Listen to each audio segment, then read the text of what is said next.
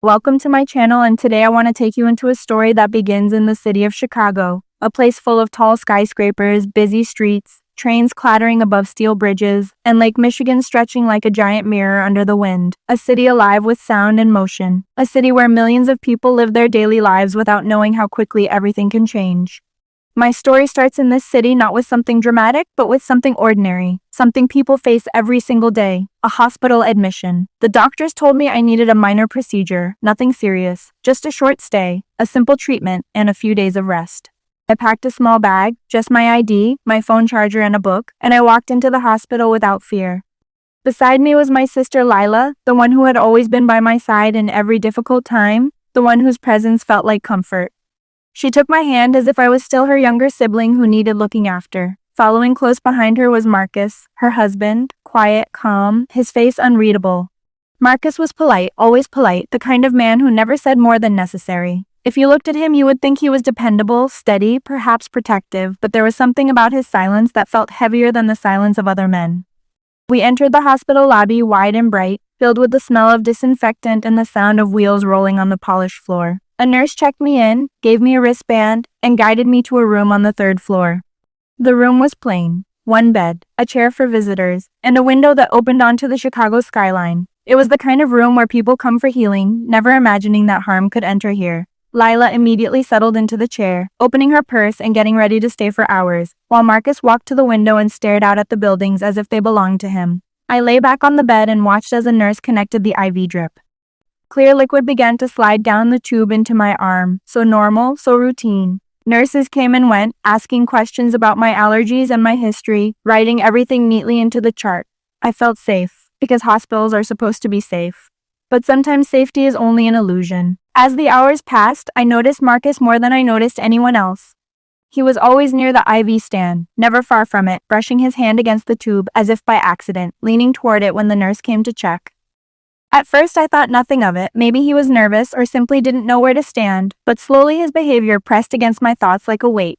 Lila spoke softly about the neighbors, about family, about little things that had nothing to do with hospitals. She was comfort, pure and simple, but Marcus was a shadow in the corner of the room.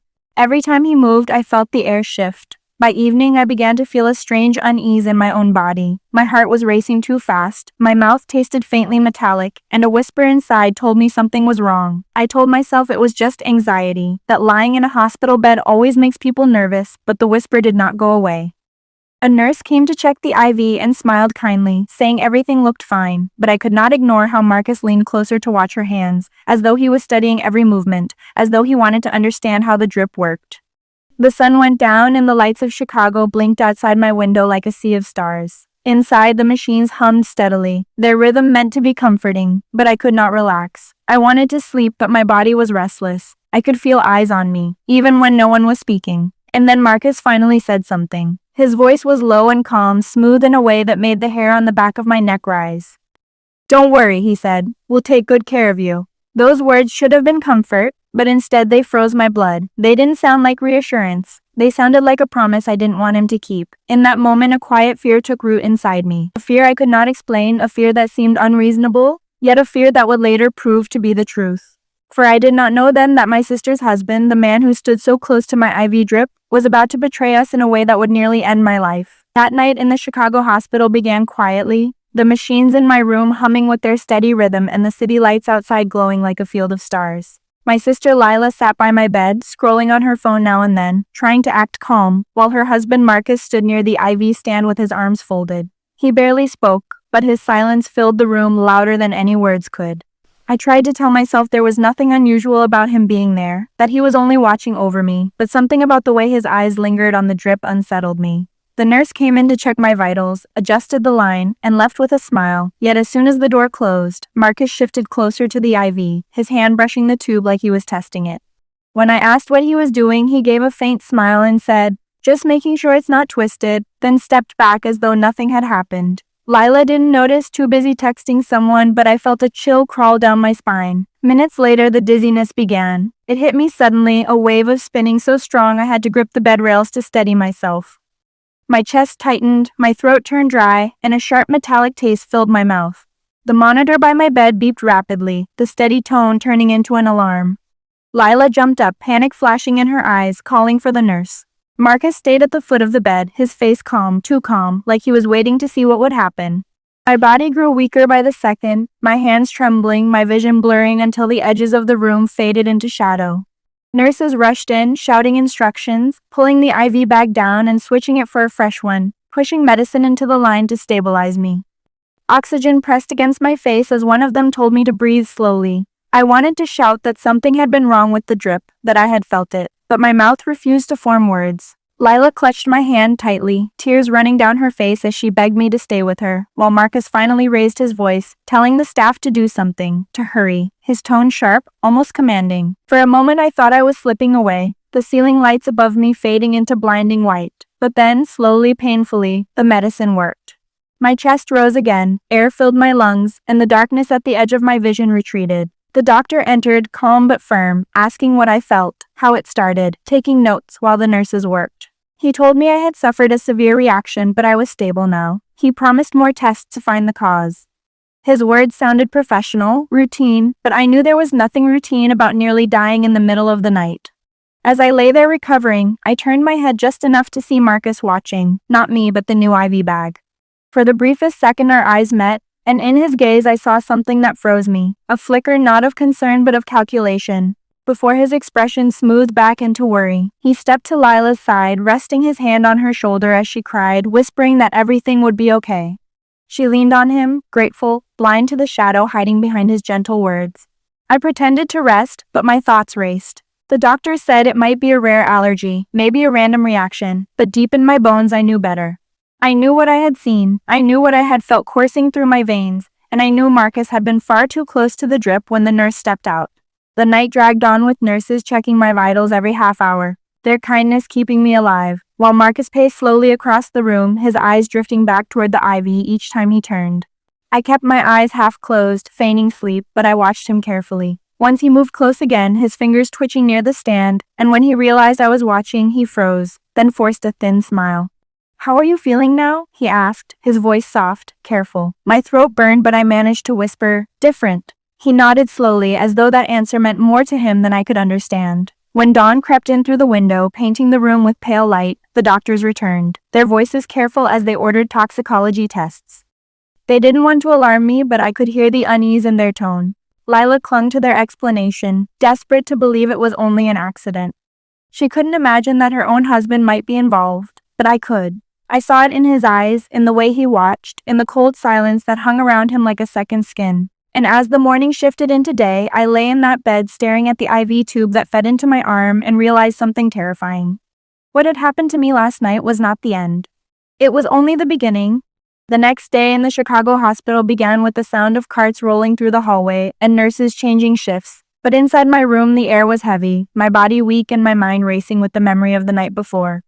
Doctors came in with careful expressions, not the usual calm, but the kind of faces people wear when they know something is wrong but don't want to say it too quickly. They told me they had ordered blood tests. They spoke about reactions, allergies, and rare possibilities, but between their words I could hear what they were really saying. This was not normal. This was not random. Hours later, the toxicology report came back, and one of the doctors, a serious man with gray hair and tired eyes, stood at the end of my bed and told me the results showed a foreign substance in my bloodstream, something that should not have been there. His words were slow, heavy, measured, but they hit me like thunder. I had been poisoned. My throat tightened as I glanced toward Lila, who gasped softly, covering her mouth with her hand, tears forming instantly.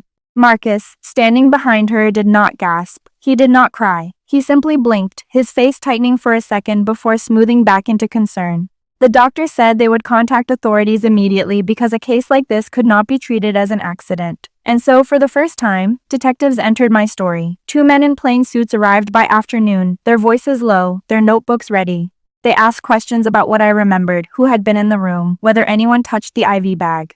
I told them about Marcus standing near the drip, about how he brushed it, about how he lingered too close. I told them how my body burned, how my vision closed, how the nurse had left just minutes before it began. They wrote everything down, nodding but not showing emotion. Then they turned their questions to my sister. Lila looked torn, her hands shaking as she tried to answer. She admitted she saw Marcus standing by the IV when the nurse stepped out, that he said he was making sure it wasn't twisted, but she defended him, saying he would never hurt anyone, that he was only trying to help. Her words were soft, desperate, like someone clinging to a rope that was already fraying. Marcus spoke calmly when questioned. He said he was worried. He said he wanted to be useful. He said he never touched anything he wasn't supposed to. His voice was smooth, steady, but I saw the way his eyes shifted slightly each time he spoke, like he was calculating the exact answer to give. The detectives didn't accuse him, not yet, but their silence was heavy, and I could feel them watching him closely. As evening fell, I lay in my bed staring at the ceiling, listening to the city sounds beyond the window, car horns, distant sirens, the hum of life continuing outside while mine felt trapped in this room of suspicion. Lila sat quietly in the chair, her phone untouched, her eyes red from crying. Marcus paced the room like a caged animal, calm on the surface but restless underneath. When Lila stepped out to speak with a nurse, Marcus leaned closer to my bed, his face lowered just enough so only I could hear. "You're stronger than I thought," he whispered, his voice quiet but sharp as glass. My body froze, my heart slamming in my chest. I stared at him, searching for a trace of a joke, a sign of misunderstanding, but there was none. He straightened up as Lila returned, his face instantly changing back into a mask of concern. I said nothing, because fear had sealed my tongue, but inside I knew the truth. The poison was not an accident, the poison was him. Later that night, one of the detectives returned alone. He sat by my bed and spoke in a calm, steady tone, telling me they were reviewing hospital security footage, pharmacy logs, and every person who entered my room. He explained that while most hospital areas had cameras, patient rooms did not, which meant they needed testimony and lab evidence to build a case. He told me to stay calm, to focus on recovery, but his eyes carried weight, the kind of weight that tells you danger is real. After he left, I closed my eyes and tried to rest, but my thoughts refused to sleep. I thought about my sister torn between love and truth. I thought about Marcus pacing like a shadow at the edge of my bed, and I thought about how close I had come to death, how close I still might be. The hospital felt less like a place of healing now and more like a battlefield, each drip of liquid into my arm a reminder that trust could be deadly. And as the night stretched on, I realized something that made my blood run cold. The police were looking for proof. The doctors were searching for answers, but Marcus was still here, free to walk in and out of my room, free to stand by my side, free to try again. The next morning came with a cold light streaming through the hospital blinds, washing the room in pale gray. And with it came the detectives once again, this time carrying a different energy, sharper, more focused, their notebooks ready, and their eyes cutting through the silence like blades. They began by asking the staff about every detail of the night I nearly died, pulling nurses aside one by one, checking the chain of custody for medications, reviewing supply rooms and pharmacy records, and though they kept their voices calm, I could sense the tension thickening around Marcus. He tried to carry himself with the same easy smile, the same calm tone, but I saw the way his jaw clenched each time the detectives wrote something down. Lila, poor Lila, sat near me, torn between her loyalty to her husband and her love for me, her eyes darting between Marcus and the detectives like a bird trapped between two cages. The doctors confirmed that the substance in my blood was not something used in ordinary hospital treatment, not part of any medication I should have been given. That single fact turned suspicion into certainty. Someone had introduced it into my IV deliberately. When the detectives asked Marcus where he had been during the nurse's absence, his answer came quickly, too quickly, saying he never left the room, that he only stood nearby, that he was worried because the drip line looked kinked. They pressed gently, asking if he ever touched the bag or tube, and he swore he hadn't, swore on his wife, swore on his life. His voice steady but his hands betraying a tremor. Lila grabbed his hand, squeezing it tight, whispering that she believed him, that no one could think such a thing of her husband. Her words cut into me like a blade because I wanted to shake her, to make her see what I had seen, to make her feel the weight of his whispered words in the night. But I stayed silent, my body still too weak, my voice trapped behind fear and exhaustion. The detectives did not accuse him outright, but I noticed how often their eyes returned to him, how carefully they noted his every movement. Later in the day, when the room quieted and nurses changed shifts, one detective lingered behind and leaned close to me, his voice low, telling me they had sent the IV bag for full analysis, that traces of the same substance were found clinging to its interior. He told me this was no accident, no allergic reaction, this was intentional, and though he did not say Marcus's name, his eyes told me who they believed. My skin prickled with dread as I realized the walls were closing in, yet Marcus still walked free, still stood near my bed, still touched my sister's hand as though he were the loving husband she believed him to be. That evening, when Lila stepped out to get food, Marcus leaned close again, his face a mask of calm for the world, but his words dripping venom just for me. "They won't prove anything," he whispered, his breath hot against my ear. "Even if they try, even if they suspect, it will all slip away. You should be careful who you accuse." My blood ran cold and I turned my head slowly toward him, my voice trembling but steady enough to whisper back, "I know what you did." For a moment his mask cracked, his eyes narrowing, his lips curling into a thin smile that carried no warmth. Then, as footsteps echoed in the hallway, he straightened up, his expression snapping back to concern as Lila walked in with a tray, smiling faintly, unaware of the war raging inches from her. I wanted to scream the truth at her, to tear away the veil that blinded her, but fear of what Marcus might do next chained my words. The detectives increased their visits, sometimes sitting outside my room for hours, watching who came and went, their presence both comforting and terrifying because it reminded me how real the danger was. Rumors spread among the staff, whispers of something wrong, of poison, of a case unfolding in silence, and though they tried to hide it, I saw the way their eyes lingered on Marcus whenever he walked past. Lila grew frustrated, snapping at the nurses, insisting her husband was being treated unfairly, that stress was making me imagine things, but her voice shook with every word as though even she did not fully believe them. The tension grew heavier each hour, pressing down on all of us, until one night it finally broke.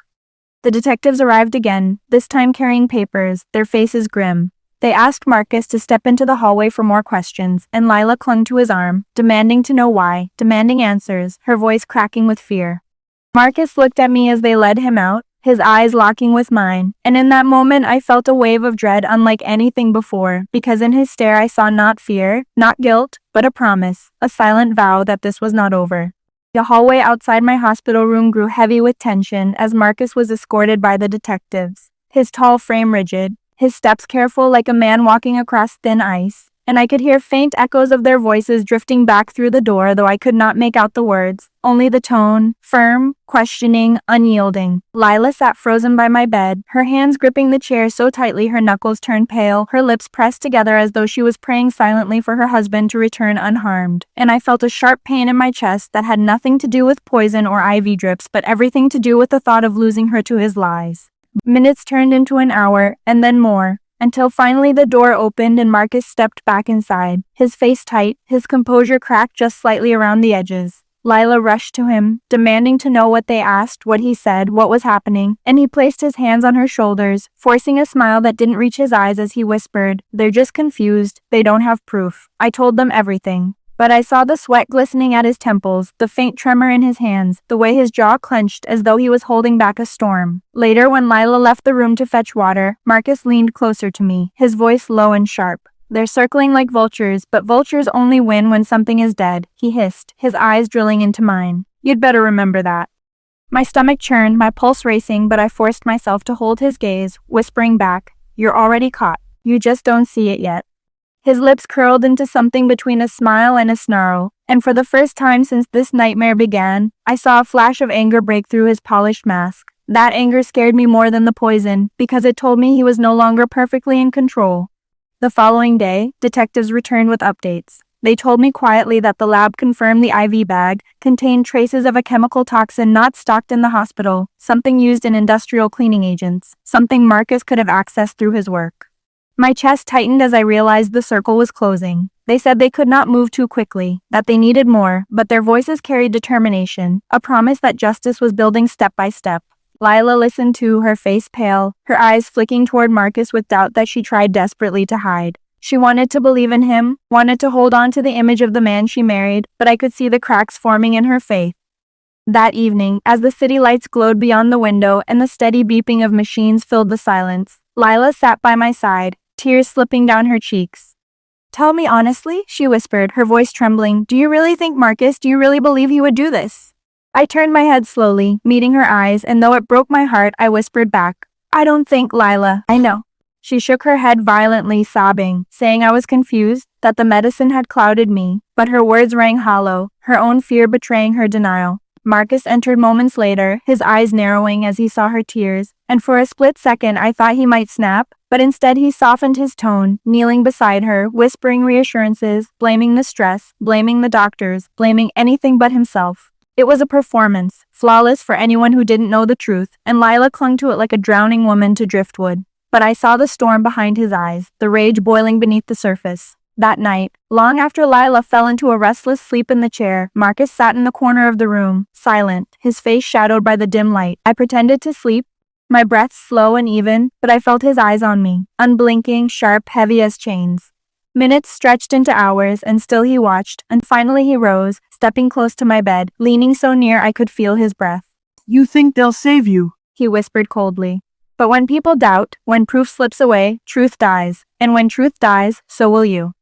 My body stiffened, every nerve screaming, but I did not move, did not respond, for I knew if I gave him even a flicker of fear, he would feed on it. He lingered a moment longer, then returned to his chair, his face unreadable in the shadows. My heart pounded so loud I thought it would betray me, but I held still, praying for morning, praying for the detectives to return, praying for the thin thread of safety to hold. And in that endless night, I realized something that chilled me to my core. Marcus was no longer just a suspect. He was a predator waiting for his chance, and I was the prey trapped within reach. Morning sunlight spilled across the hospital floor like a pale wash of gold, but it did nothing to ease the tension that had taken root in the room, tension that hung heavy over every word, every glance, every silence. The detectives returned early, their faces serious, their voices measured as they explained that new evidence had come in, evidence tying the chemical in my bloodstream to a container found in the trunk of a car Marcus often drove. They did not say his name aloud in front of Lila, but the implication was clear enough that the air between us grew colder. Marcus kept his expression carefully composed, but I saw the flicker of something dark in his eyes, a shadow that betrayed the pressure building inside him. Lila clutched his arm, whispering fiercely that it had to be a mistake, that someone was trying to frame him, that her husband could never be capable of such cruelty. Yet even as she spoke, her voice shook, and her grip on him trembled like a hand trying to hold water. The detectives asked more questions, probing gently about his whereabouts, his access to certain chemicals through his work, and though Marcus answered smoothly, there were cracks, pauses a little too long, details too precise, words that sounded rehearsed. I watched Lila's face as she listened, the way her eyes darted, the way her lips pressed together, the way doubt began to creep in despite her desperate denial. Later, when the detectives stepped out to make calls, the room fell into an uneasy silence. I turned my head toward my sister and whispered softly, "Lila, you saw him near the IV. You know what I'm saying is true." She shook her head at first, tears welling up, whispering that I was confused, that I was sick, that the fear was clouding me. But then her shoulders sagged, her eyes filled with pain, and she whispered back, "I saw him touch it. I told myself it was nothing. I told myself he was helping." But now, her voice broke, her hands covering her face as sobs racked her body. Marcus moved instantly, pulling her into his arms, glaring at me over her shoulder with eyes that burned like fire, eyes that promised retribution if I ever pushed her further. I stayed silent, my chest tightening, my heart aching at the sight of my sister caught in the storm between love and truth. That night, the detectives came again, this time with a new piece of evidence. A hospital staff member had testified that Marcus had asked strange questions about IV bags days before my admission, questions that seemed harmless then but suspicious now. Marcus's mask faltered for the first time. His answers grew sharper, his voice louder, his smile forced. He accused the detectives of harassment, of trying to pin blame without proof. He turned to Lila, pleading with her to see how unfairly he was being treated, swearing that everyone was against him. She clung to him, but her eyes betrayed confusion, doubt, fear. And then, in the quiet that followed their departure, when only the beeping of the monitors and the faint hum of the city outside remained, Marcus sat down heavily in the chair, his face dark, his hands gripping the armrest so tightly his knuckles whitened. "They think they've won," he muttered under his breath, low but audible. "But they don't know me. They don't know what I can do." His words chilled me, not only because of their menace, but because of the calm certainty with which he said them. I realized then that the closer the truth drew near, the more dangerous he became. My sister sat beside him, silent, staring at the floor, and I knew she was beginning to see the man she thought she loved slipping away, revealing a stranger she never imagined. My chest ached for her, for the betrayal she was only starting to glimpse, but I also feared for myself, trapped in this room, tethered to tubes, lying helpless under his watchful eyes. As night fell once again, I knew something was about to break, something inevitable, something dangerous, and I prayed the detectives would be fast enough, strong enough, ready enough to stop the darkness closing in. The next day arrived heavy with storm clouds rolling over Chicago, their shadows spilling into my hospital room as though the city itself sensed the darkness brewing inside. The detectives returned with sharper questions, their tone no longer patient but pointed, their eyes locked on Marcus as they laid out a chain of evidence that was tightening like a rope. They spoke of the toxicology report again, of the industrial chemical confirmed in my blood, of the container traced to his car, and of the staff member who remembered his odd questions about IV bags. Marcus sat stiff in his chair, his hands folded tightly in his lap. his smile forced and brittle as glass, insisting he was being framed, insisting this was all a misunderstanding. But the tremor in his voice betrayed him, and I watched as beads of sweat gathered at his temple despite the cool air of the room. Lila sat between us, her face pale, her eyes darting back and forth, torn apart by the collision of love and truth. So when the detectives asked her directly if she had seen Marcus near my ivy, she froze, her lips parting, her breath shaking. For the first time, she did not leap to his defense. Instead, she whispered, I don't know what I saw, her voice breaking, and the silence that followed was heavier than any shout. Marcus turned toward her sharply, his jaw clenched, his eyes flashing with something wild before he smoothed his tone, saying softly, You know me, Lila. You know I'd never hurt your sister. But his hand gripped hers so tightly I saw her wince, and that single gesture spoke louder than his words. After the detectives left, promising that the case was moving forward, Marcus's composure finally cracked. He stood by the window, staring out at the city, his shoulders rising and falling with sharp breaths. They're trying to turn you against me, he said to Lila, his voice low and furious. They're trying to destroy us. Can't you see that? Lila whispered that she didn't know what to believe, and his face hardened, his voice snapping like a whip. You believe me. You believe your husband. The room fell silent after that, the tension so thick I could hardly breathe. That night when Lila finally dozed off in exhaustion, Marcus moved closer to my bed, his shadow falling over me like a storm. His eyes burned with rage, his whisper sharp enough to cut. You think you've won because they're listening to you, he hissed. But walls have ears, and stories can change. If you push me too far, you won't see the sunrise. My blood ran cold, fear wrapping around me like chains, but I forced myself not to look away, whispering back, They already know. It's only a matter of time. His lips curled into a twisted smile, a smile that promised danger, and he stepped back just as Lila stirred, his mask sliding smoothly back into place. The rest of the night passed in suffocating silence. Every beep of the monitor reminding me that I was alive, but also reminding me how close death still lingered in the room. By dawn, I knew something had shifted. Marcus was no longer calm, no longer calculating in silence. He was desperate now, and desperate men were the most dangerous of all. The morning broke with rain streaking down the tall windows of the hospital, gray light dripping into the room like a warning, and I sensed immediately that something was different, something shifting beneath the surface. The detectives arrived not long after sunrise, their faces set, their voices calm but carrying a weight that made Marcus stiffen in his chair. They spoke quietly with the doctors, then pulled Lila aside, their words low but urgent, explaining that an arrest warrant was being prepared, that they needed her cooperation to ensure safety. And though I could not hear every detail, I caught enough to know the walls were finally closing in. Lila returned pale, her eyes wide, her hands trembling as she sat down, and Marcus's gaze locked onto her like a predator sensing weakness. What did they say to you? He demanded, his voice sharp, too sharp, the mask slipping again. Lila stammered, insisting it was nothing, but her voice betrayed her, and I saw his jaw tighten, his knuckles whitening as he gripped the armrest of the chair. The hours that followed stretched long and heavy, each tick of the clock echoing like thunder, Marcus pacing, muttering under his breath, snapping at nurses who entered to check my vitals, his composure unraveling thread by thread. Lila hovered between us, torn apart, her face wet with silent tears she thought no one noticed.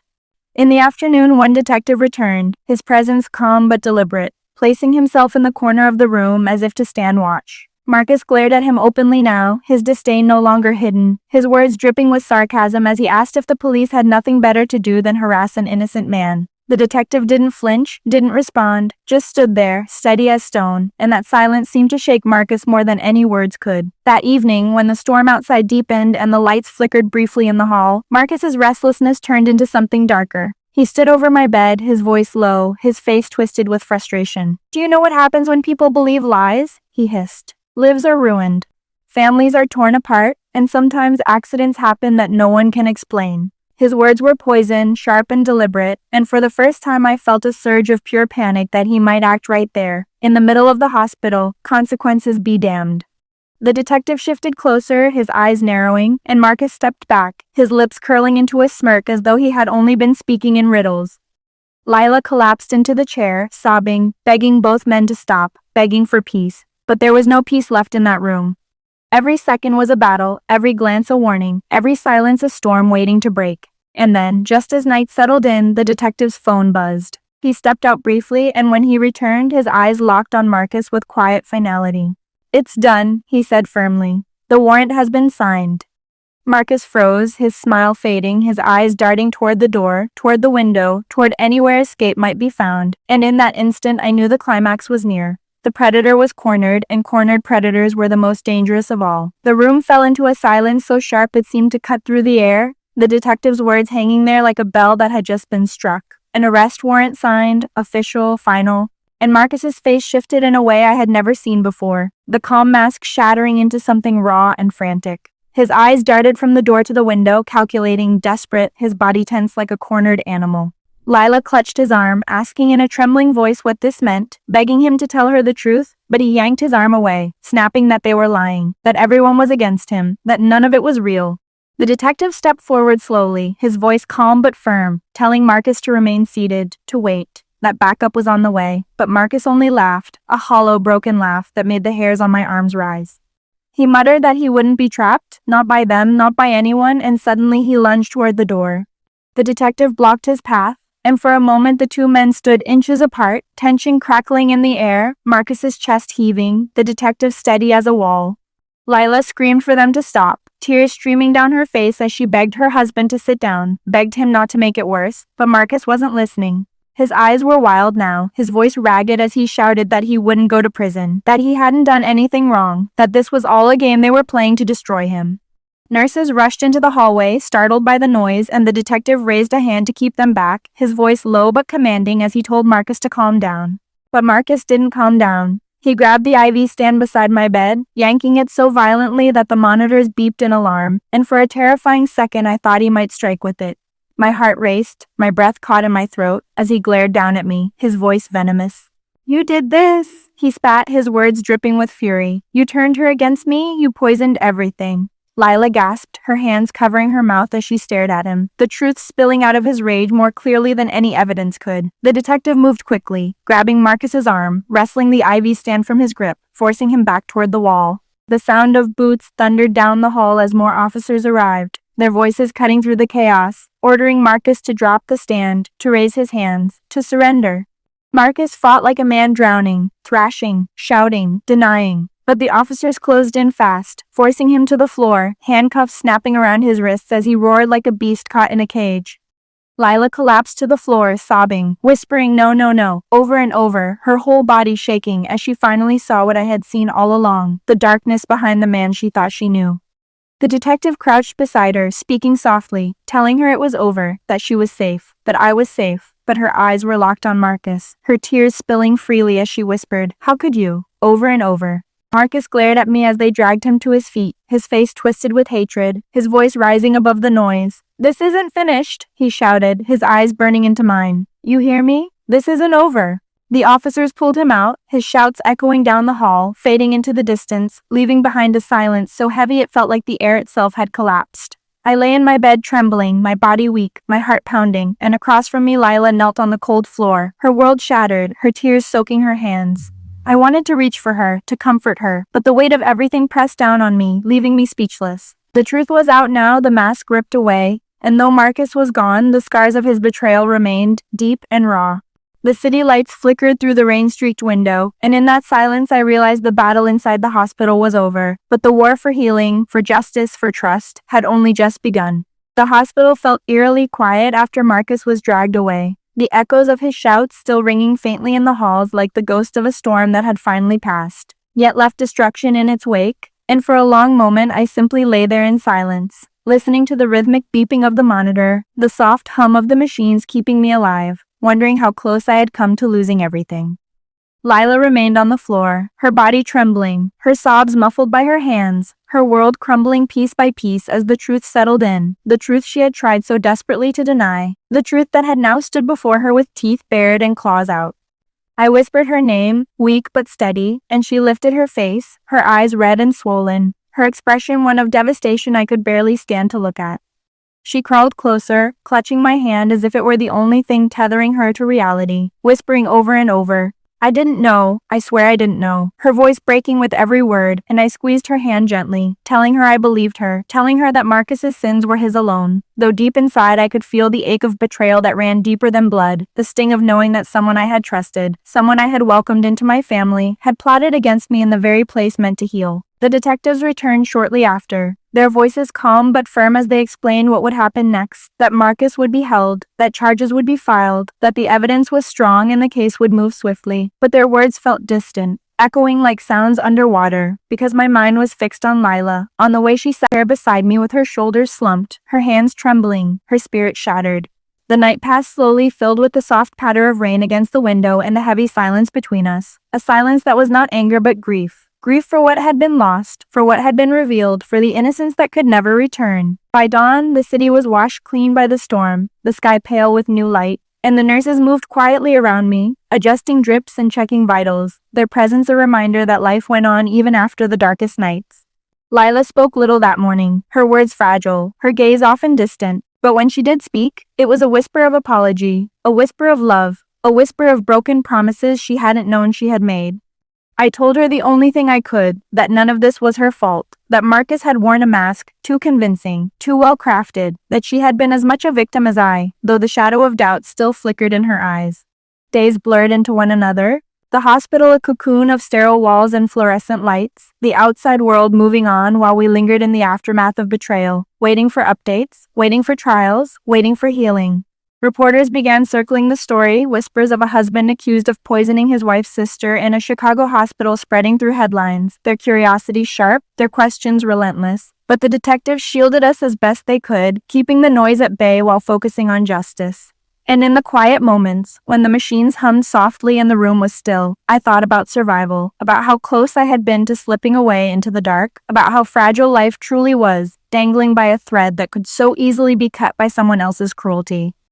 I thought about trust, about the faces we let close, about the danger of masks worn too well, and I wondered how many others had brushed shoulders with monsters disguised as men. But above all, I thought about resilience, about how even in the face of betrayal, even when poison coursed through my veins and fear gripped my chest, I had lived, I had endured, and now I was here to tell the story. And though Marcus's threats still echoed in my mind, though the sound of his voice promising it wasn't over still haunted me, I knew one truth that steadied me more than anything else. He was behind bars now, and I was still breathing, still fighting, still standing in the light of a new day. The road ahead would be long, courtrooms, testimonies, endless reminders of what he had done. But for the first time, I felt the weight lifting, just enough to draw a deep breath, just enough to believe that healing was possible. And as the city outside began to stir with life, horns blaring, footsteps echoing on wet pavement, I closed my eyes and whispered a promise to myself. A promise that no matter how deep the betrayal, no matter how heavy the scars, I would rise, I would tell my story, and I would never let his darkness define me. The weeks that followed unfolded like a blur, the sterile walls of the hospital giving way to the heavy stone of the courthouse. And soon the quiet terror of the nights I had survived was replaced by the bright, cold light of public scrutiny. For the case had spread through headlines and whispers, Chicago buzzing with the shocking story of a husband accused of poisoning his sister-in-law through an IV drip. And everywhere I turned it seemed eyes were watching, waiting, judging.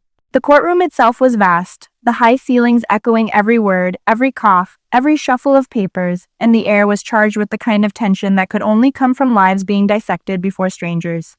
Marcus entered in chains, his once polished appearance replaced by the plain clothes of custody, but even then he carried himself with a defiant swagger, his eyes searching the room until they landed on me, and the venom in his glare made my stomach tighten. His lawyers spoke with confidence, insisting there had been mistakes, insisting the toxicology report was flawed, insisting that Marcus was a loving husband framed by coincidence and hysteria, their voices smooth, rehearsed, dripping with doubt they hoped to plant in the minds of the jury. The prosecutor, however, stood like a blade, sharp and unwavering, laying out the evidence piece by piece. The chemical found in my system, the container traced to Marcus's car, the nurse who remembered his questions, the detective who witnessed his outburst in the hospital room, and as each detail was spoken, the walls of his defense cracked a little more.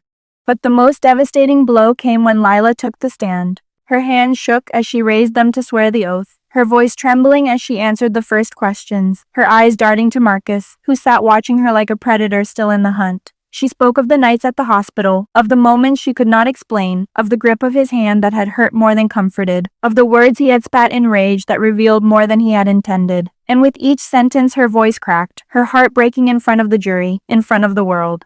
Marcus's lawyer tried to tear her down, painting her as emotional, confused, manipulated, but the truth bled through her tears, and though her pain was raw, it was undeniable. The jury watched her with solemn eyes, and I knew then that the mask Marcus had worn so well was gone forever. Outside the courthouse, reporters swarmed, microphones thrust forward, questions shouted, their cameras flashing like lightning as they demanded to know how I felt, what I thought, what justice would mean. But I gave them no words, only silence, because my story was not for spectacle. It was survival, and survival did not need headlines. Inside, the trial stretched on, day after day, Marcus's defense growing weaker, his frustration bleeding through as he scowled, muttered, even slammed his hands against the table once, drawing a warning from the judge.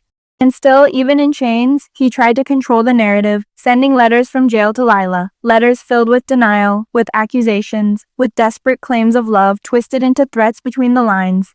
And though the court tried to keep them sealed, whispers of their contents leaked, only adding to the picture of a man who refused to let go of control. Lila, caught in the middle, grew thinner, paler, her spirit battered by the weight of testifying against the man she once called her world. And yet every time she looked at me, I saw the flicker of resolve, the spark of loyalty that no amount of manipulation could kill. And so the trial moved forward, the city watching, the truth unfurling in painful detail, every lie stripped bare, every mask torn away, until the story of betrayal that had begun in the quiet drip of a hospital IV now thundered through the halls of justice, unstoppable, undeniable, and ready for its verdict.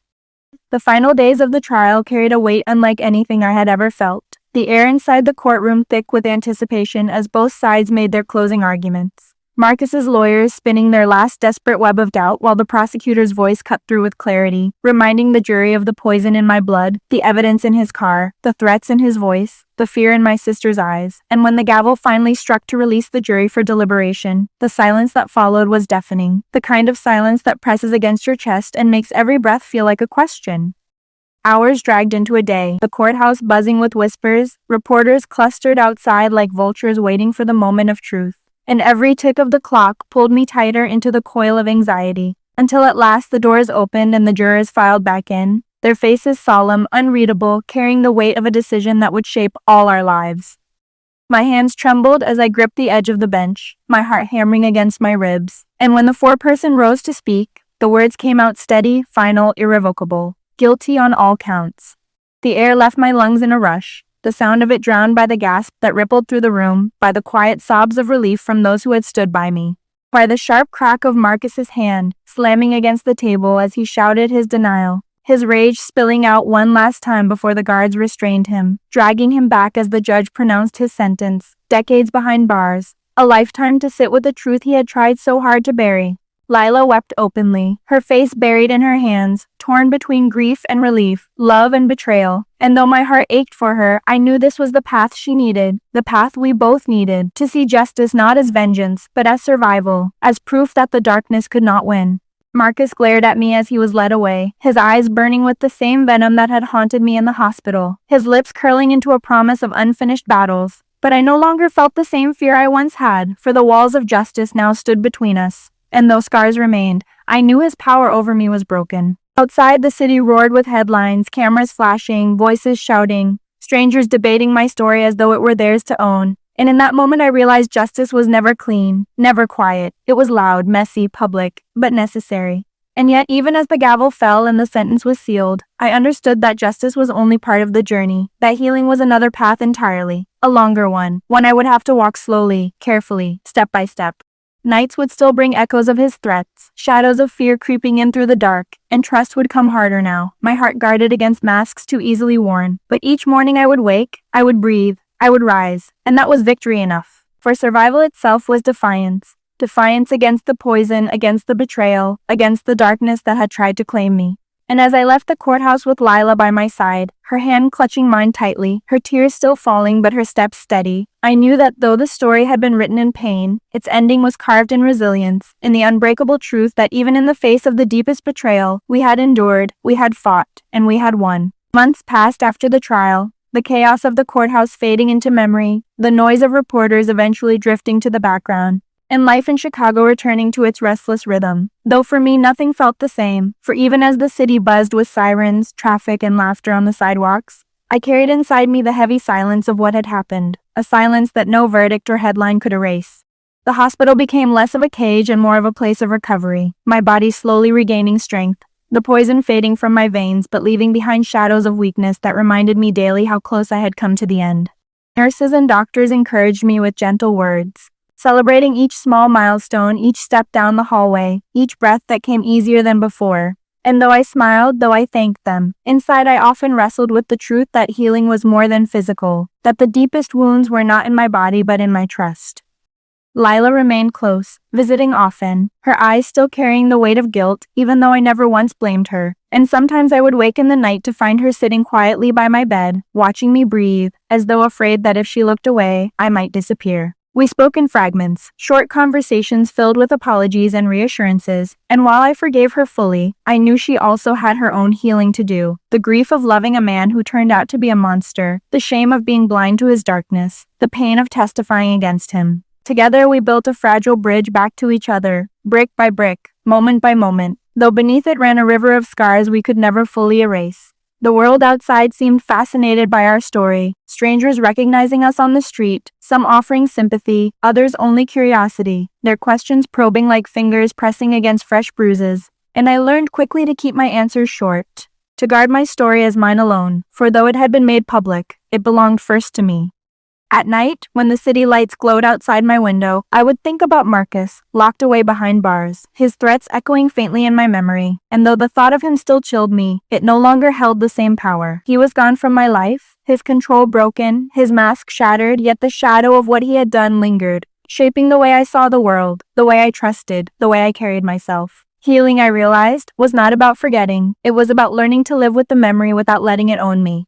So I began to reclaim my days, one small act at a time, reading books again, walking in the park, sitting by the lake as the waves crashed against the shore, reminding myself that beauty still existed, that peace was still possible. Some days were easier, some days were hard, the darkness pressing close. But each time I rose, each time I chose to keep moving forward, it was a victory, a quiet defiance against the man who had tried to silence me. And in those quiet moments of resilience, I felt the truth settle deep inside me. That survival was not the end of the story. It was the beginning of a new one I would write for myself, scarred but unbroken, fragile yet strong, carrying with me both the pain of betrayal and the strength of having endured it. Life after the trial unfolded slowly, like a wound that scabbed over but still ached whenever touched. And though the city of Chicago bustled with its usual noise, horns blaring, trains rattling on steel tracks, voices spilling from coffee shops, I found myself walking through it differently, carrying both the weight of the past and the fragile hope of what could come next. Lila moved closer to me, not just physically but emotionally, spending long days by my side as I relearned what it meant to feel safe again. Her presence a constant reminder that while Marcus had tried to tear us apart, blood had proved stronger than betrayal. We spoke often in the evenings, our voices quiet over cups of tea, our words circling the same painful truths, the same unanswerable questions. How had she not seen it? How had I trusted him? How had we both been blind? But over time, those conversations shifted, less about guilt and more about survival, less about Marcus and more about us, about the bond that had bent but not broken. Forgiveness was not instant, it grew slowly, like a fragile vine finding its grip. But with every tear shed, every confession whispered, every shared silence, it rooted deeper, until one day I realized I no longer looked at Lila with suspicion or hurt, but only with love, the kind of love that endures storms. And yet, even as we tried to rebuild, shadows followed us. Strangers sometimes whispered when we passed, their curiosity still alive, their eyes full of questions they did not dare ask. And news articles occasionally resurfaced, dragging Marcus's name back into headlines, reminding us of what we had fought so hard to move beyond. At night, when the city grew quiet and the darkness pressed against the windows, I sometimes heard echoes of his voice in my mind, the hiss of his threats, the venom of his rage, and though I knew he was locked away, those memories had a way of clawing back, sharp and cruel. Lila struggled too, haunted by letters Marcus had tried to send her from prison, before the court blocked his contact, words filled with twisted apologies and manipulations, his handwriting like a ghost on the page. She burned them in the fireplace one night, tears streaking her face as I held her. Both of us watching the smoke rise, both of us feeling the last fragments of his control turn to ash. Slowly, carefully, we began to shape new lives, celebrating small joys, laughing again at silly things, walking along the lakefront as though reclaiming pieces of the city that once felt unsafe. Healing did not erase the scars, but it gave them meaning, turned them into reminders not of weakness but of strength, proof that we had endured. And in that fragile, steady rebuilding, I realized that while Marcus had written himself into our story with poison and betrayal, he could not decide the ending. That was ours to create, ours to live. And each day we chose love, resilience, and forgiveness. We were writing him out, one page at a time. As the months stretched into a year, life began to take on a rhythm again. Though it was not the same rhythm as before, for everything had been reshaped by the storm we had endured, and every choice seemed colored by the memory of survival. Chicago bustled as always, its streets alive with music, with laughter, with arguments and hurried footsteps, yet the city carried echoes, shadows that lingered at the edges of familiar places. The hospital that had nearly become my grave, the courthouse where Marcus's mask had shattered, the quiet apartment Lila once shared with him that now stood empty like a shell abandoned by something poisonous. Lila and I often walked the lakefront, the waves crashing against the shore like a reminder that life was both violent and beautiful. And during those walks, we spoke about the future, about whether this city, with all its memories, was still home or whether we needed something new, a place untouched by Marcus's shadow. Lila dreamed aloud of leaving, of a small house far from the chaos, where the sound of sirens would not remind us of court dates and hospital emergencies, where neighbors would not recognize us from headlines, where we could simply be sisters again instead of survivors marked by betrayal. I listened, imagining that life too, but part of me resisted, because this city, with all its scars, was also proof of resilience. It was where I had lived, where I had fought, where I had endured, and leaving it felt both like freedom and surrender. We debated gently, never in anger, each of us weighing the cost of staying against the hope of going. And though no decision was made, the very act of dreaming of something beyond survival felt like healing. Still, even as the days grew brighter, the shadows did not vanish completely. Sometimes, while crossing a crowded street, I would catch a glimpse of a face that looked like his and my chest would tighten until I reminded myself it was impossible. Sometimes, in the quiet of night, I would wake from dreams of IV drips and whispered threats, my heart pounding until I heard Lila's voice soothing me, reminding me that it was only memory, not reality. And sometimes Lila herself would break down, tears spilling as she confessed that she still loved the man she thought Marcus was. Even though she hated the man he truly was, her heart torn between past and present, between illusion and truth. I never judged her for it, for love does not vanish simply because truth demands it, and I knew her healing was as heavy as mine, if not heavier. Together we faced those moments, refusing to let the darkness dictate our choices, choosing instead to keep building, small traditions, new routines, laughter that came easier with time. Healing was not about erasing the past, but about learning to live beyond it, and slowly we were doing just that. And whether we stayed in Chicago or left it behind, one truth became clear to me. Marcus had stolen many things, but he had not stolen our will to live, our will to love, our will to create a future. That, above all, was the victory we carried forward. The turning point came one spring morning when the air was fresh with the smell of rain, and the city streets glistened like silver under the sun. For it was then that Lila suggested we stop merely surviving and start living again. And the idea struck me with such force that I realized how long we had been trapped in the shadow of what happened, breathing but not fully alive, moving forward but only cautiously, as though afraid the ground beneath us might collapse once more. She spoke of travel, of seeing places we had only dreamed about, of leaving behind the routine that tied us to memories.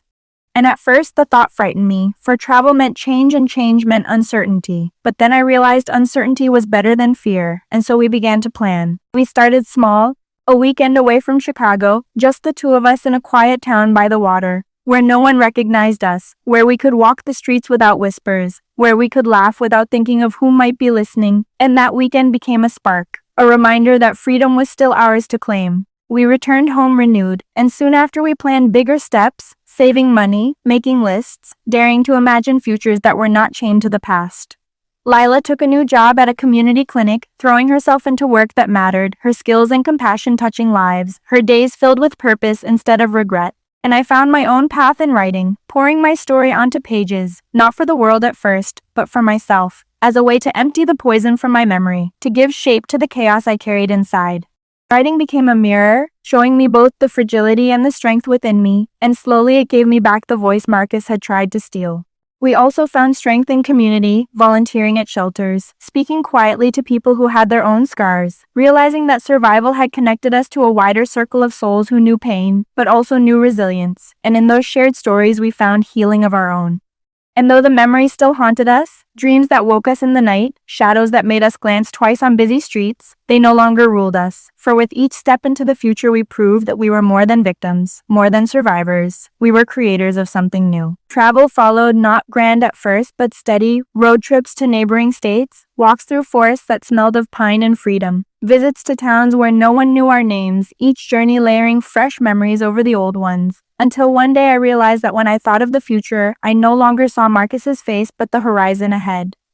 And in that realization, I understood that while the past would always be part of me, it did not have to define me, for I was building something greater, alongside my sister, out of the ashes of betrayal. It was nearly 2 years after the trial when I felt the pull to do something larger than simply rebuild. A whisper that had grown louder each day as I filled notebook after notebook with words, pages carrying the weight of betrayal and the light of survival. And one evening as Lila and I sat together on the balcony, watching the Chicago skyline glow against the night, I told her I wanted to share my story not just with myself but with the world. She looked at me with both fear and pride, fear because speaking out meant exposing ourselves again, reopening wounds that we had fought so hard to close, and pride because she knew that voice was mine to claim, that silence had never been my choice but something forced upon me by Marcus's poison. So I began to shape the notebooks into chapters, a narrative of trust, betrayal, survival, and healing. Each word trembling but honest, each sentence pulling power back into my hands, and when at last the manuscript was finished, I sent it to publishers, unsure if anyone would care, but the response stunned me. Letters of interest, calls of encouragement, strangers telling me that my story mattered.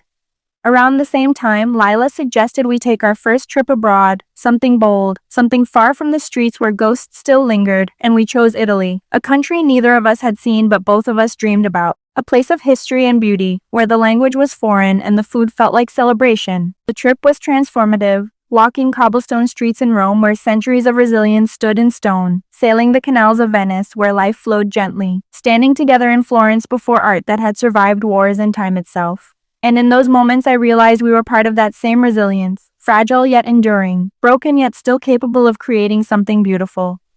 On our last night in Italy, as we sat by the sea with the waves lapping softly, I read aloud a passage from my book to Lila, and tears ran down her cheeks, not of sorrow this time, but of pride. Pride that we had survived, that we had reclaimed, that we were no longer chained to Marcus, but free to write our own story.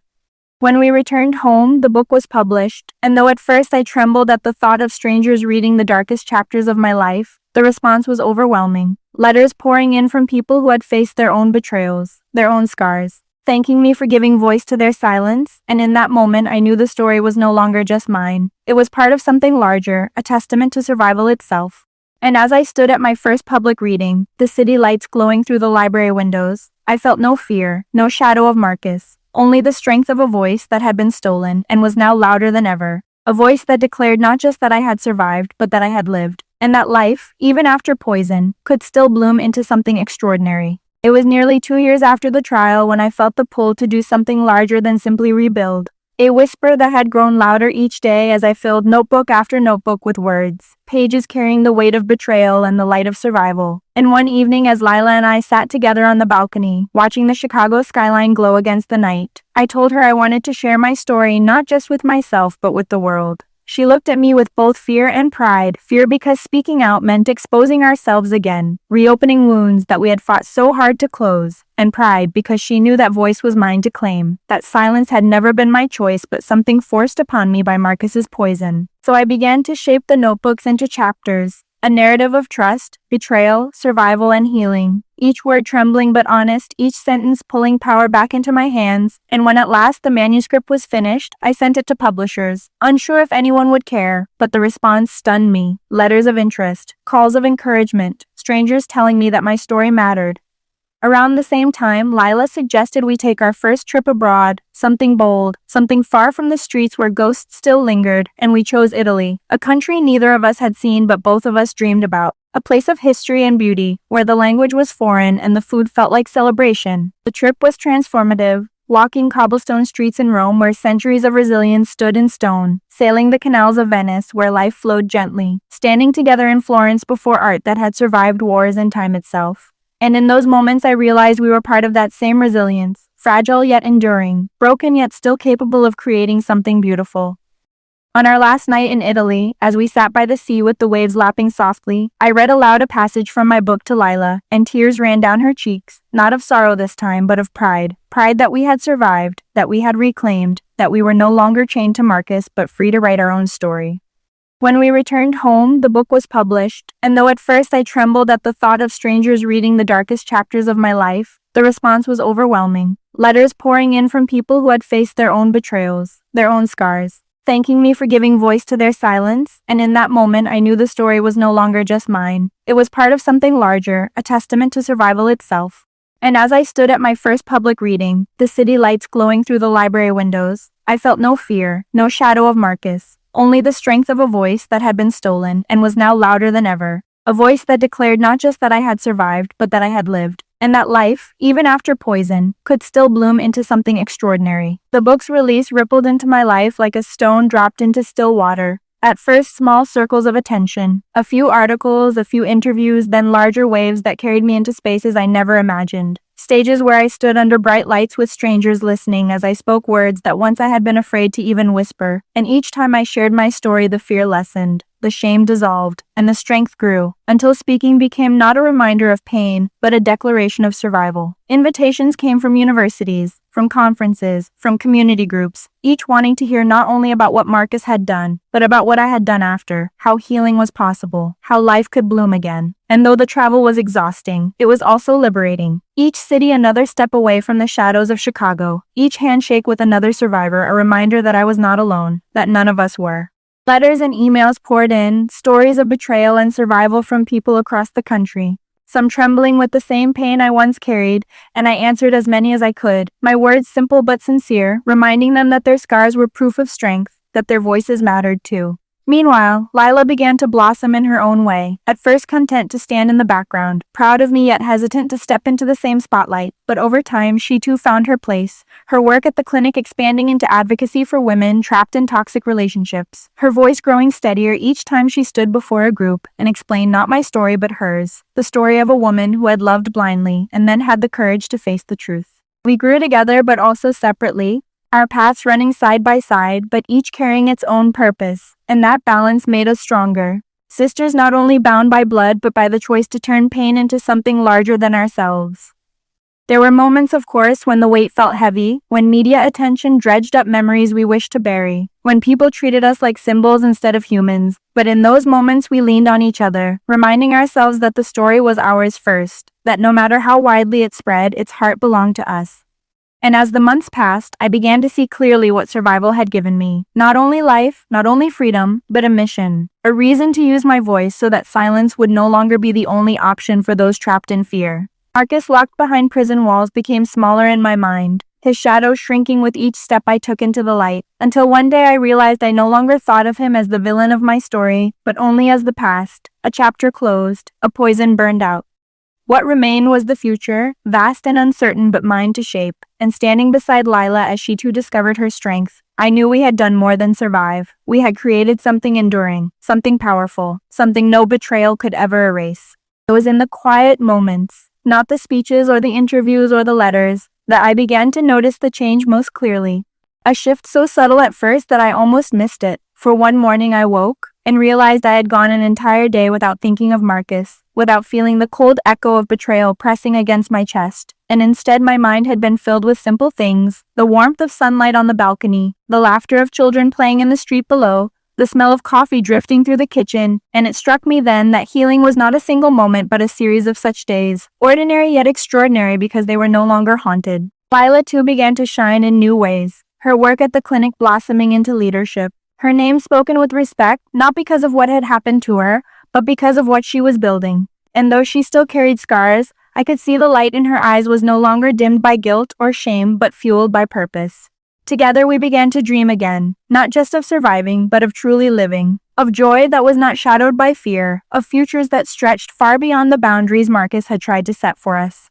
We spoke of travel, of family, of homes we might build in places where the air smelled of possibility, and sometimes we laughed so hard at our own wild ideas that tears streamed down our faces, the kind of laughter that heals deeper than any medicine. Chicago, once a city of scars, began to feel like a city of renewal, each street corner no longer just a memory of pain, but a marker of resilience. And while we still thought of leaving sometimes, we also recognized that staying was its own form of victory, proof that Marcus had not driven us away, that we had reclaimed the very ground he tried to poison. The public too began to see us differently, less as victims and more as voices of hope, and that shift mattered, for it meant we were no longer defined by what had been done to us, but by what we had done with it. And in those days, as I watched the seasons turn and felt the future open wider before us, I realized the greatest triumph was not that Marcus had been silenced, but that we had found our own voices, that we had taken back the narrative, that we had turned poison into something that gave life instead of taking it. The past would always live in us, yes, but it no longer ruled us, and that freedom tasted sweeter than anything I could have imagined on those nights in the hospital when survival itself seemed uncertain. The ending did not come with fireworks or headlines, but with a quiet decision that settled between Lila and me one evening as we sat together watching the sunset over the lake. The sky streaked with orange and violet, and she asked softly if I ever felt the need to face Marcus one last time, not out of fear or obligation, but out of a desire to prove that he no longer held any power over us.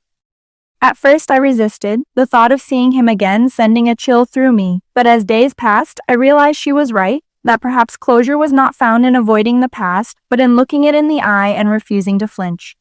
So we arranged the visit, a simple process through the prison system, though the weight of it felt immense, and on the appointed day we drove in silence, the road stretching long and gray, our hands clenched together as though sharing strength. The prison loomed cold and massive, its walls thick with the echoes of countless stories of ruin, and as we walked through metal detectors and locked doors I felt my heart race, but also a calm resolve, for this was not the same as before. I was not the broken figure lying in a hospital bed, I was a survivor standing tall. When Marcus entered the visitation room, dressed in the plain uniform of the incarcerated, his eyes searched mine for something, fear, anger, recognition. But he found none, because whatever power he once had was gone, burned out by years of healing. He tried to speak, his voice still carrying the venom of manipulation, but his words slid off me like water against stone, meaningless, powerless, and after only a few minutes I realized the truth. I did not need anything from him, not apology, not acknowledgement, nothing, for closure had never rested in his hands, it had always rested in mine. I stood, Lila beside me, and without another word we walked out, the heavy doors closing behind us, and with each step the weight lifted until outside in the fresh air I felt lighter than I had in years. We drove back into the city, the skyline rising before us like a promise, and in that moment I knew the circle was complete. I had faced the poison, survived it, spoken it, transformed it, and now I was free from it. That night, back on the balcony, the stars shining overhead, Lila and I clinked our glasses together, not in mourning but in celebration, a quiet toast to survival, to love, to resilience, and to the truth that though betrayal had once defined our story, it no longer held the pen. The future was ours now, wide and unwritten, and as I breathed in the cool night air, I felt ready at last not only to live but to live joyfully, knowing that I had walked through darkness and found the light, and that no shadow, not even Marcus's, could ever take that away again. And so my story comes to its close, not with the poison that nearly ended my life, not with the betrayal that shattered my trust, not even with the courtroom that delivered justice, but with the quiet truth that survival is not the end of a journey, but the beginning of another, a truth I carry now with strength instead of fear, with hope instead of despair. My sister and I walked through fire together, through nights of tears and days of doubt, through the heavy silence of guilt and the sharp echo of memory. And though we were nearly broken, we emerged with something stronger than before, a bond forged in pain, but shining now with love and resilience. To the world, our story may have been about crime and betrayal, about headlines and courtrooms, but to me it has always been about something deeper, about the human will to rise even when everything tries to pull you down, about the power of forgiveness not to erase the past, but to free the heart from chains, about the way scars can become reminders not of weakness but of battles survived. Marcus tried to silence me with poison, to trap me in fear, to turn my own family against me, but he failed, because in the end survival was louder than his threats, healing stronger than his cruelty, and love deeper than his betrayal. I share this not for pity, not for sensationalism, but for anyone who has ever felt trapped by darkness, by betrayal, by fear, to remind you that no matter how deep the poison seeps, no matter how heavy the weight feels, you are not powerless. Your story is not over. Your voice is not lost. Healing will not come overnight, it will not erase the scars, it will not erase the memories, but it will come in moments, in small victories, in days when you laugh again, in nights when you sleep without fear, in choices you make that declare to the world and to yourself that you are more than what was done to you. My sister found her healing in helping others, in using her pain to guide her purpose, and I found mine in words, in telling the story that once I thought I would never speak, and together we discovered that the past does not have to define us. It can shape us, yes, but we decide what it shapes us into. To anyone listening now, to anyone who feels the weight of betrayal or the silence of fear, I say this with all the strength I have. You are stronger than you know, stronger than the poison, stronger than the darkness, stronger than the voice that tells you otherwise. Thank you for joining me on this journey, for walking with me through the shadows of betrayal, through the weight of fear, and into the light of survival. Because this story was never just about me, it was about all of us who have faced pain, all of us who have carried scars, all of us who have learned that even when the world tries to silence us, our voices can rise stronger than ever. If this story touched you, if it reminded you of your own strength, or gave you hope when hope felt far away, then carry that with you. Let it remind you that healing is possible, that trust can be rebuilt, that even in the darkest night there is a dawn waiting. I want to thank each of you for listening, for giving space to my words, for being part of this circle of resilience, because stories only live when they are heard, and today you have heard mine. But more importantly, remember this, your story matters too, your voice matters too, and no poison, no betrayal, no shadow is strong enough to take that away. Until next time, take care of yourself, take care of each other, and never forget the strength that lives inside you.